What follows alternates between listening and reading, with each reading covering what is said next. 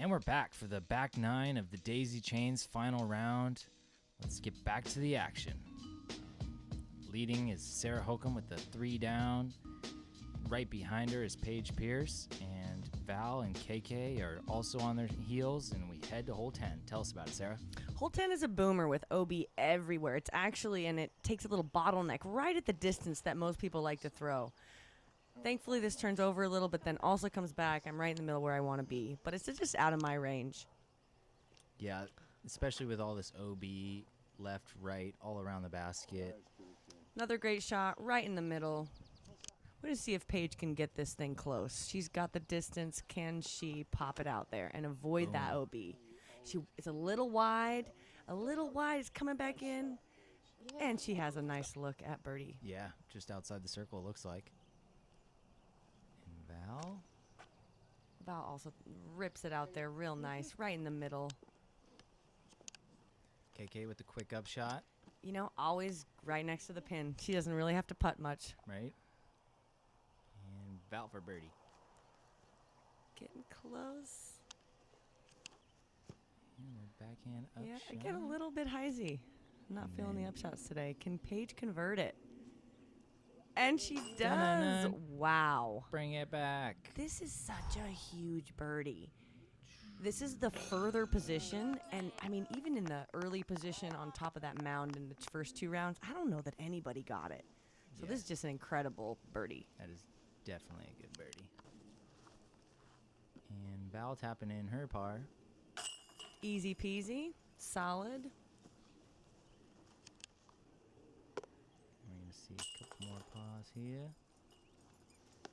What are you putting with there? It's a prowler, protege prowler. So it's a beaded, rounded putter that's with a hard plastic. So Paige is now within 1. Yeah. And now we're headed to another big hole. Yeah, the biggest hole on the course. Probably in the county. Well, thankfully we don't play the 1,000-footer, but it's still almost 600 feet. Takes 1 big drive and 1 really well-placed approach. And as per usual, Paige just pumps it out there. It fades a little right, though, kind of coming close to the OB. We'll see if she's in bounds there. I'm playing a conservative shot up the left side to the middle, trying to put a lot more pressure on my second shot.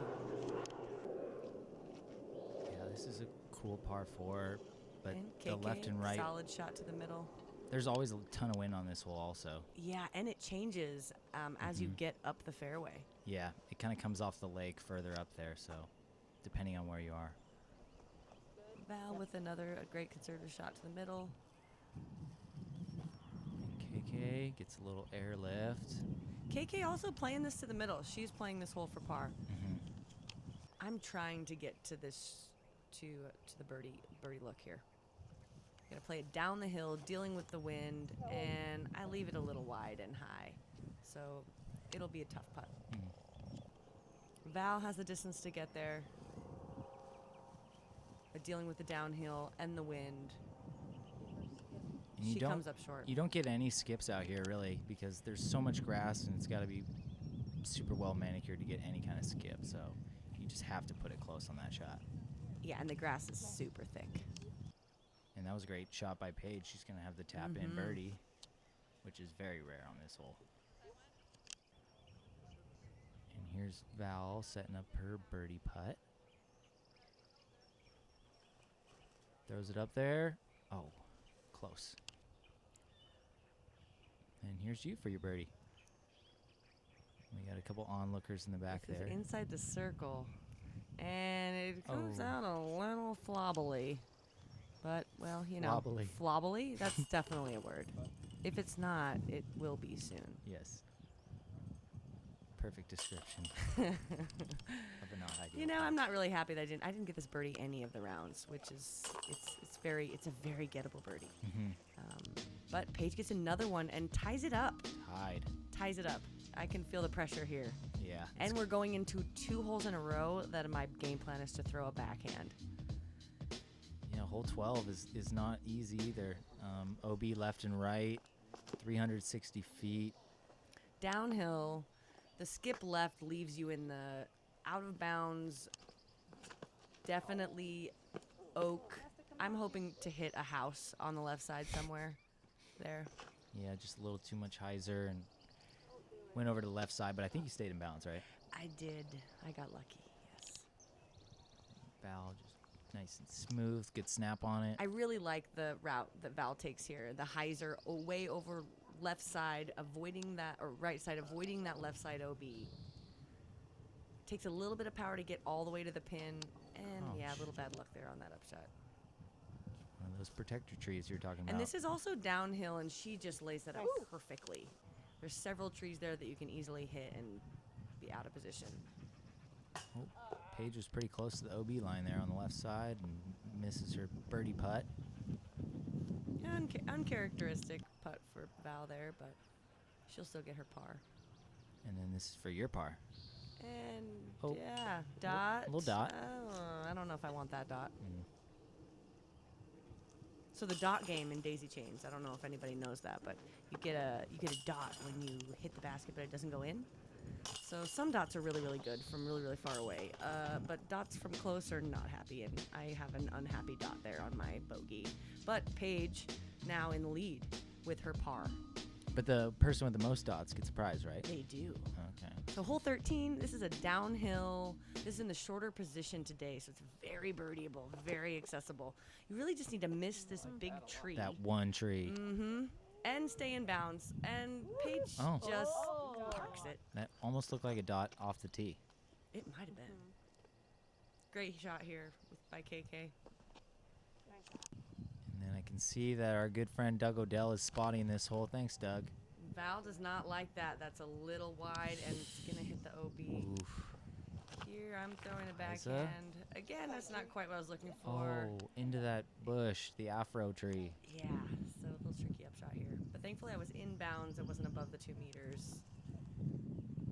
Nice little sidearm from the knee.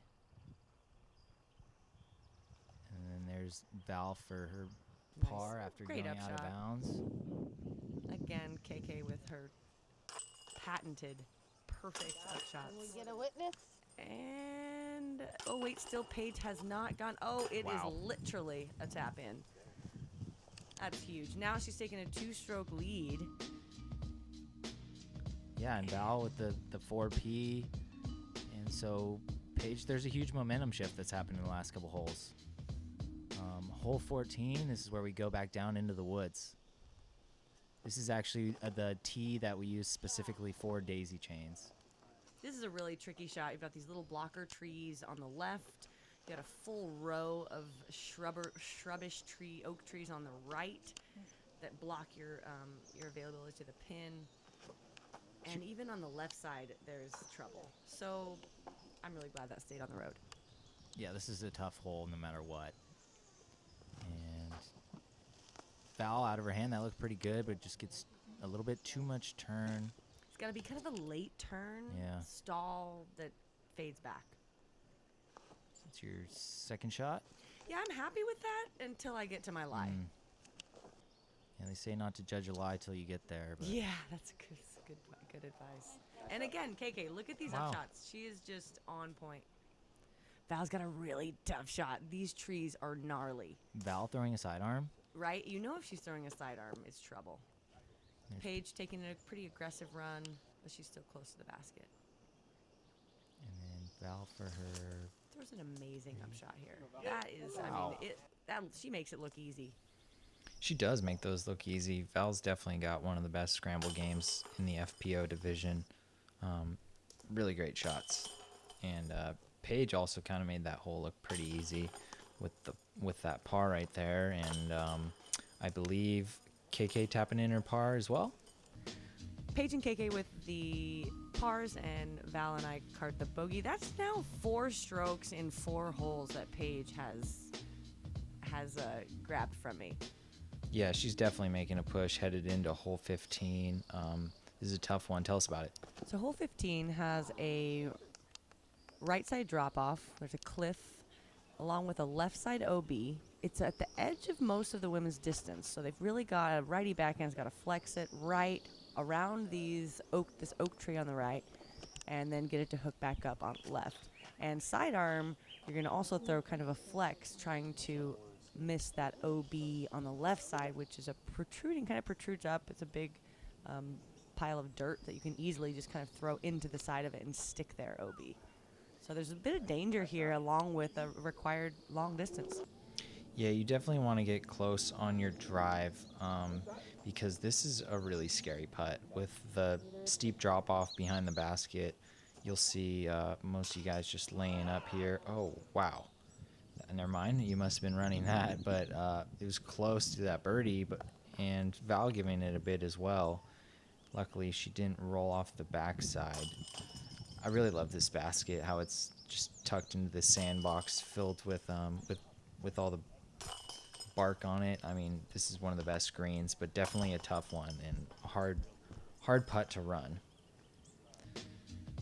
So that'll do it. Bunch of pars from the ladies, huh?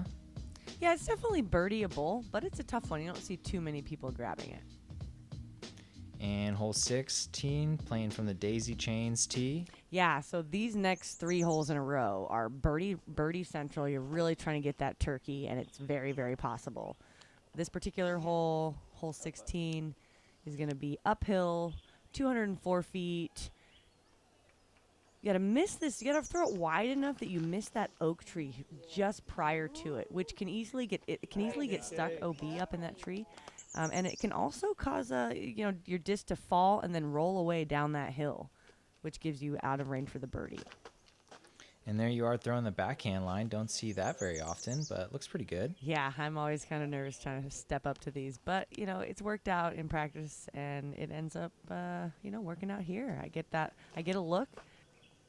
And Val throwing a similar throw. Kind of lands on the hillside just where you landed, and here's your putt. And this kind of a big jumper uphill, and managed to put it in the basket. Wow. Bring it back for slow-mo. That is a huge putt, Sarah. Nice putt. Oh, and I think that's Kevin celebrating in the background. It was fun having him yelling, hollering as the gallery followed the FPO final round. And Val just a little bit low on her and putt she's gonna there. Convert that too as well, along with KK. Great shot. And Val's the only one that gets that par on that very birdieable hole. Yeah, it's kind of one you want to birdie. But Paige is still, as we can see, has kind of pulled away here with -5 on the round. That is scorching. We have 2 holes left. I mean, there is danger. You can definitely go beat OB on the next hole and the following. So we're going to see if Paige can maintain or if I can make a run here.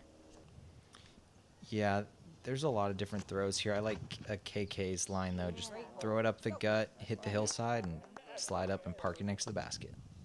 This one has a couple options. It's short. Most people are going to throw a standstill here. It's also very, very steep. You can either take the hyzer on the right side or you can go up the gut trying to get that ace run. But any nick off any of these trees, and there's early trees, anything you nick is going to kick you far from the basket and risk a rollaway into OB or out of position. This is a super important upshot for Val right here. And that was really good. Just going to put her in position for the par save, which is important on this hole after that bad kick off the tee. And you really need this birdie here. Just uphill, left it a little low. And Val with a nice par save. And KK with the tap-in birdie. That was a beautiful drive to give her that opportunity. And just a couple par and tap-ins for you ladies. So KK with the solo bird and headed into hole 18, the final hole of the Daisy Chains round 3. Hole 18 is going to be a downhill, about 250 feet. You're going to maneuver through some trees. Typically, you're going to want to throw that downhill touchy righty backhand, but if you have a sidearm, this is a really great opportunity to use it. Can't flex it too far because you've got OB on the left, but you are favoring skipping away from that OB if you're going to throw that sidearm line. So you're going to see several of us step up and throw the sidearm here. Yeah, I was actually surprised to see Paige opt for the sidearm, but just works out great. That's parked. Yeah, she's got a great sidearm in the making, and when it's great to see her utilizing it.